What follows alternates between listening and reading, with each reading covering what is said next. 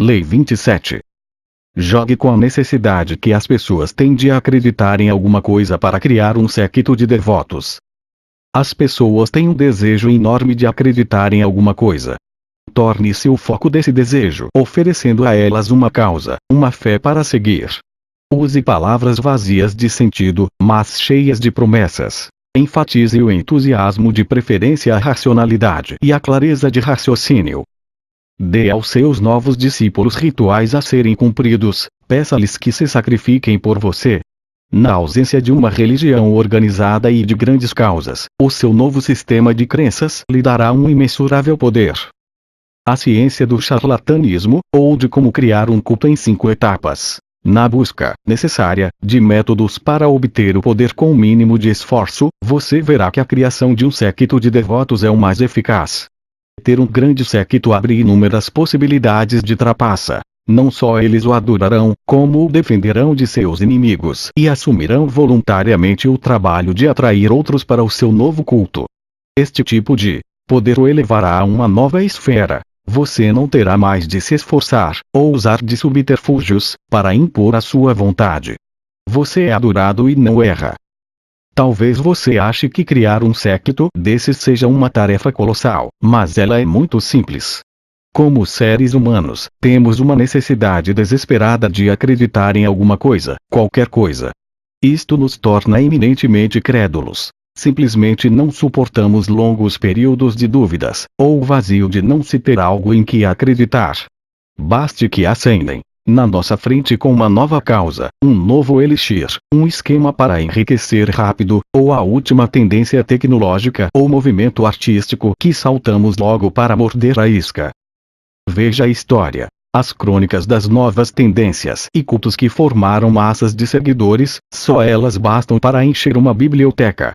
Depois de alguns séculos, algumas décadas, alguns anos, alguns meses, em geral tudo isso cai no ridículo, mas na época pareceu tão atraente, tão transcendental, tão divino. Sempre apressados para acreditar em alguma coisa, criamos santos e crenças do nada. Não, desperdice essa credulidade. Torne-se você mesmo um objeto de adoração. Faça com que as pessoas criem um culto ao seu redor.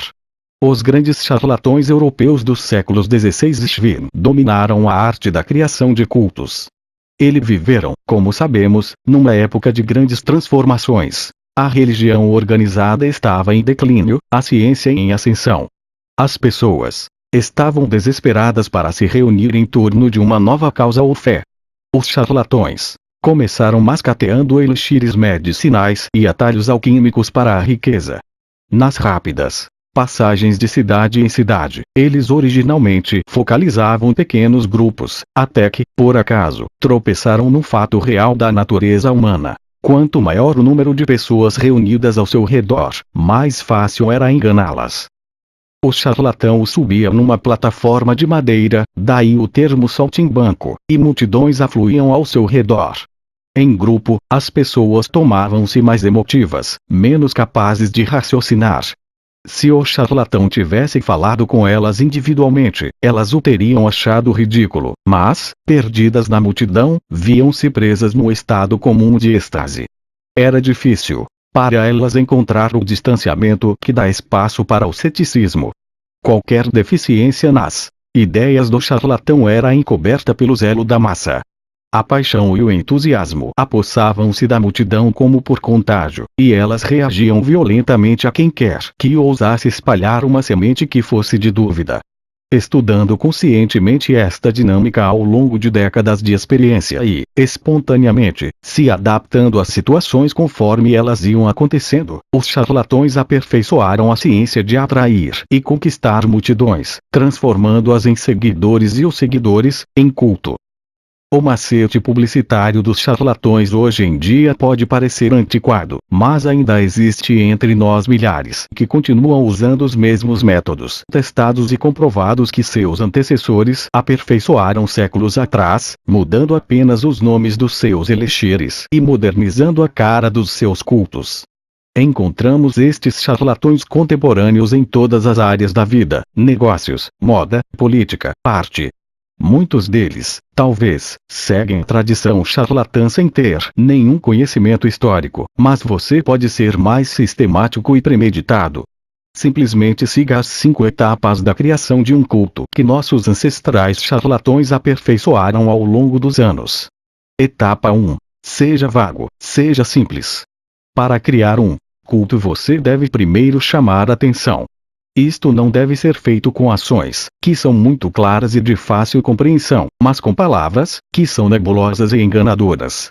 No início, seus discursos, conversas e entrevistas devem incluir 2 elementos. A promessa de algo grandioso e transformador. E outro, a total indefinição. Estes 2 elementos combinados estimularão os mais variados tipos de sonho nebuloso nos seus ouvintes, que farão as suas próprias conexões e verão o que quiserem ver. Torne atraente a sua indefinição. Use palavras de grande ressonância, mas significado obscuro, palavras cheias de calor e entusiasmo. Títulos sofisticados para coisas simples são úteis, como são o uso de números e a criação de novas palavras para conceitos vagos. Tudo isso cria a impressão de conhecimento especializado, dando a você um verniz de profundidade. Para provar o que estou dizendo, tente tornar o assunto do seu culto uma novidade, de forma que poucos o compreendam. Feita corretamente, a combinação de promessas vagas, conceitos nebulosos mas atraentes, e ardente entusiasmo alvoroçam as almas das pessoas e um grupo se formará ao seu redor. Use um discurso vago demais, e você perderá a credibilidade. Ser específico, porém, é mais perigoso. Se você explica em detalhes os benefícios que as pessoas terão seguindo o seu culto, você terá de satisfazê-las. Como um corolário a essa indefinição, o seu apelo deve também ser simples. A maioria dos problemas das pessoas é de origem complexa. Neuroses profundas, fatores sociais interrelacionados, raízes no passado distante excessivamente difíceis de desemaranhar. Poucos, entretanto, têm paciência para lidar com isto. A maioria quer uma solução simples para seus problemas. A capacidade de oferecer este tipo de solução lhe dará um grande poder e aumentará o número dos seus seguidores. Em vez de explicações complicadas baseadas na vida real, volte às soluções primitivas dos nossos ancestrais, a velha medicina natural, as panaceias misteriosas. Etapa 2. Enfatize os elementos visuais e sensoriais, de preferência aos intelectuais. Depois que as pessoas começam a se congregar à sua volta, 2 perigos surgem naturalmente: o tédio e o ceticismo. O tédio fará as pessoas se afastarem, o ceticismo lhes permitirá um distanciamento para analisar mais racionalmente o que você oferece, desfazendo a névoa que você engenhosamente criou e revelando o que você realmente pensa. Você precisa distrair os entediados, portanto, e afastar os céticos. A melhor maneira é fazer teatro, e outras coisas desse tipo. Cerque-se de luxo, atordoe seus seguidores com esplendor visual, encha os olhos deles com espetáculos. Você não só impedirá que eles vejam que suas ideias são absurdas, que o seu sistema de crença é falho, como chamará mais atenção e atrairá mais seguidores. Apele para todos os sentidos. Use incenso para as narinas, música tranquilizadora para os ouvidos, tabelas e gráficos coloridos para os olhos. Você pode até fazer cócegas na mente, usando talvez engenhocas tecnológicas recentes para dar ao seu culto um verniz pseudocientífico, desde que não faça ninguém pensar realmente. Use elementos exóticos, culturas distantes, costumes estranhos, para criar efeitos teatrais, e fazer os incidentes mais banais e corriqueiros parecerem indícios de algo extraordinário. Etapa 3. Copie as formas da religião organizada para estruturar o grupo. Seu séquito está crescendo, é hora de organizá-lo. Descubra um jeito ao mesmo tempo alegre e agradável. As religiões organizadas há muito tempo exercem uma inquestionável autoridade sobre um grande número de pessoas, e continuam assim na nossa era supostamente secular. E mesmo que a religião tenha perdido um pouco da sua influência, suas formas ainda ecoam poder. As associações altivas e sagradas da religião organizada podem ser infinitamente exploradas. Crie rituais para os seus seguidores. Organize-os hierarquicamente, nivelando-os em graus de santidade, e dando-lhes nomes e títulos com matizes religiosos. Peça-lhes sacrifícios que encherão o seu cofre e aumentarão o seu poder. Para enfatizar a natureza semi-religiosa do seu grupo, fale e haja como um profeta. Você não é um ditador, afinal de contas, você é um sacerdote, um guru, um sábio, um xamã, ou qualquer outro termo que dissimule o seu verdadeiro poder nas brumas da religião. Etapa 4. Disfarce a sua fonte de renda. O seu grupo cresceu, e você o estruturou como uma igreja. Seus cofres estão começando a se encher com o dinheiro dos seus fiéis. Mas você não deve parecer muito ávido de dinheiro e do poder que ele traz. E neste momento que você precisa disfarçar a sua fonte de renda. Seus seguidores querem acreditar que, acompanhando você, tudo de bom lhes cairá no colo. Cercando-se de luxo, você se torna prova da estabilidade do seu sistema de crença. Não revele jamais que a sua riqueza vem do bolso deles. Pelo contrário, faça parecer que ela se origina da autenticidade dos seus métodos. Eles imitarão todos os seus movimentos, acreditando que alcançarão os mesmos resultados, e nesse afã não perceberão que a sua riqueza é puro charlatanismo. Etapa 5. Estabeleça uma dinâmica nós versus eles. O grupo agora é grande e está prosperando, um ímã atraindo uma quantidade cada vez maior de partículas. Mas se você não prestar atenção, vem a inércia, e o tempo acrescido do tédio desmagnetiza o grupo. Para manter unidos os seus seguidores, você agora deve fazer o que todas as religiões e sistemas de crenças fizeram: criar uma dinâmica nós versus eles. Primeiro, certifique-se de que seus seguidores acreditam que participam de um clube exclusivo, unidos por uma mistura de objetivos comuns a todos. Depois, para reforçar esta união, crie a ideia de um inimigo traiçoeiro disposto a acabar com vocês. Existe um exército de infiéis que farão tudo para deter você.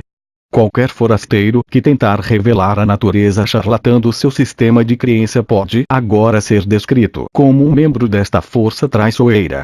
Se você não tiver inimigos, invente um. Achando um Judas para malhar, seus seguidores ficarão mais unidos e coesos. Eles têm uma causa em que acreditar, a sua, e infiéis para destruir. Lembre-se, as pessoas não estão interessadas na verdade sobre a mudança. Elas não querem ouvir dizer que ela é resultado de muito esforço, ou foi motivada por coisas banais como exaustão, tédio ou depressão. Elas morrem de vontade de acreditar em algo romântico, do outro mundo. Querem ouvir falar de anjos e experiências extracorporais. Agrade-as. Fale da origem mística de alguma mudança pessoal, envolva-a em cores etéreas, e ao seu redor se formará um grupo cultuando-o. Adapte-se às necessidades das pessoas. O Messias deve espelhar os desejos dos seus seguidores. E mire sempre bem alto. Quanto maior e mais ousada a sua ilusão, melhor. Num grupo, o desejo de união social, mais antigo do que a própria civilização, anseia para ser despertado. Este desejo pode ser subordinado a uma causa unificadora, mas por baixo existe uma sexualidade reprimida que o charlatão sabe muito bem como explorar e manipular. É isso o que Mesmer nos ensina. Nossa tendência a duvidar, o distanciamento que nos permite racionalizar, acaba quando nos reunimos em grupo. O calor e o efeito contagiante do grupo vence o ceticismo do indivíduo. Este é o poder que você conquista criando um culto. Além disso, brincando com a sexualidade reprimida das pessoas, você as leva a ver a exaltação dos seus sentimentos como sinal da sua força mística. Você adquire um poder imenso trabalhando com a insatisfação das pessoas no seu desejo de uma espécie de unidade promíscua e pagã. Lembre-se também de que os cultos mais eficazes misturam religião com ciência. Pegue a tendência ao budismo tecnológico mais recente e misture-os a uma causa nobre, uma fé mística, uma nova forma de curar.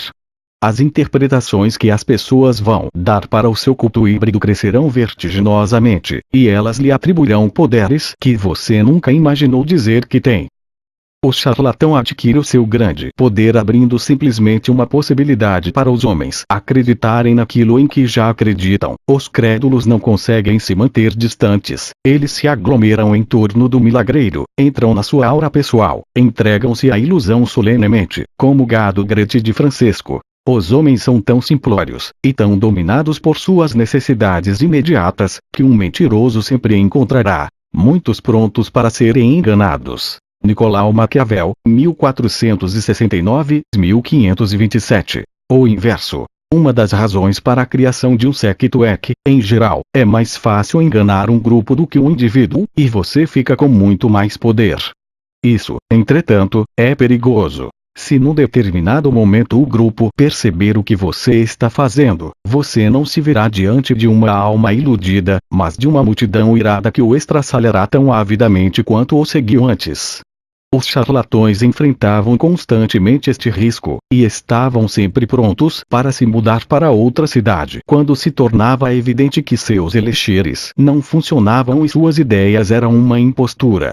Se demorassem, pagavam com a vida. Brincando com as multidões, você brinca com fogo, e deve ficar de olho sempre, à espreita de lampejos de dúvida, nos inimigos que colocarão a multidão contra você. Quando se brinca com as emoções de uma multidão, é preciso saber se adaptar, afinando-se constantemente com os humores e desejos do grupo. Use espiões, mantenha-se informado e no controle, e de malas prontas. Por isso, talvez você prefira lidar com as pessoas individualmente.